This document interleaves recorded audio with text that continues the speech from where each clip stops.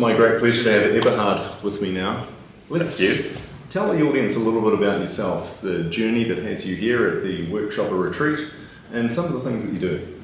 All right. So let's start with what I'm doing, right? Okay. I'm an innovation consultant, and basically I'm helping teams that have the task or give themselves the task to design a new product, find a new solution, design a new service, or if they realize that they have to change something to something completely new, what they're doing so far internally, right? So change processes and this kind of stuff. And a lot of time that comes along with thinking about strategy as well. Okay. So change and strategy. And what has you at the Workshopper Retreat? So, I got to know AJSmart that are organizing the Workshopper Retreat like a few years ago. Okay. And I like very much the way they're teaching new things like the design sprint that I'm using a lot. And that's why I joined the Workshopper Masterclass as well. Okay. But I feel like the most important thing is getting to know people that you like, that have similar values and that have the same passion for your work, and exchange with them on all the small details how to do the things, because those you don't find in the books, right? You need to talk about it like we did. The collaboration community is so valuable, isn't it? We can learn and help each other to grow and think about things differently. I love the composite of skills here too. Like sometimes people think, oh, facilitation is just standing in front of the room, asking people to talk in turn, that kind of thing, and yet it's so much more than that. There's toolboxes, there's frameworks, there's mindsets, all of these things.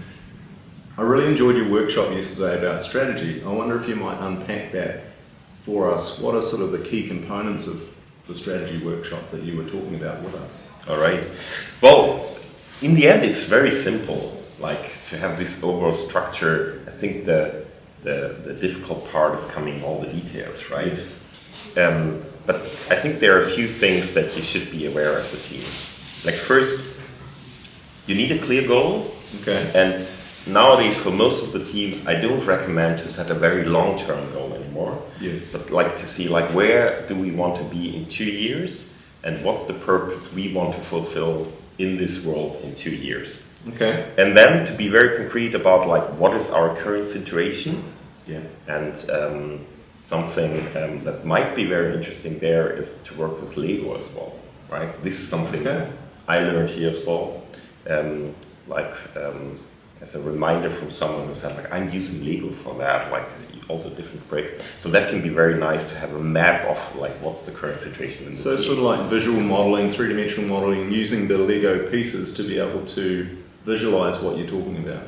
Totally. They are metaphors, right? Okay. So it's not like the concrete thing there. It's like that you put a little man there and that's our client. And then you can start talking about this client and your experience with the client and so on and so on. And then you can add like the product, and then you think like, oh, we need to think about IT, and it could be this one here and everything.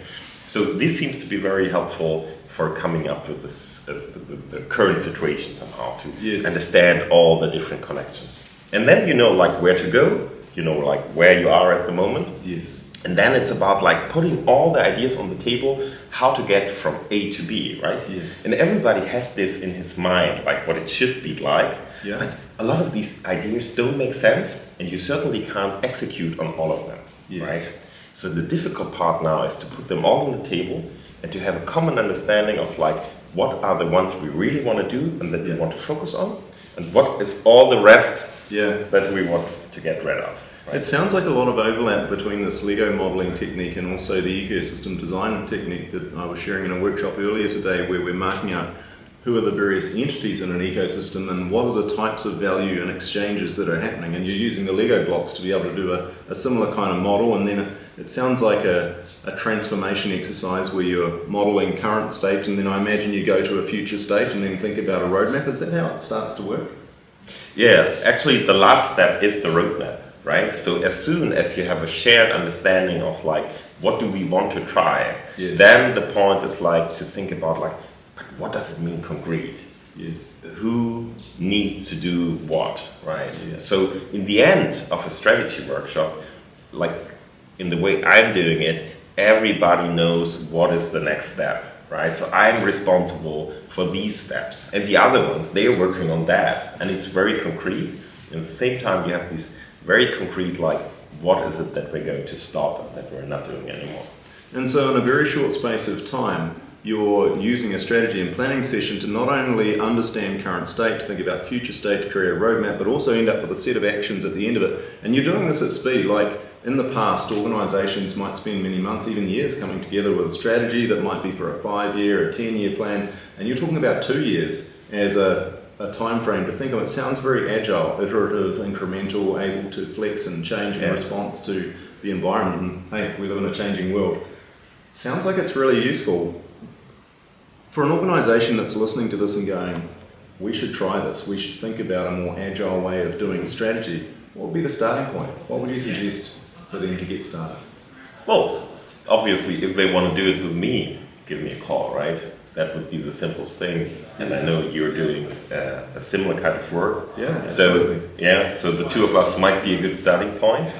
And besides that, there's a great book called Good Strategy, Bad Strategy. Okay. And I think that's a great read as well that I can recommend. Okay, so start Good Strategy, Bad Strategy if you'd like to get it off the bookshelf.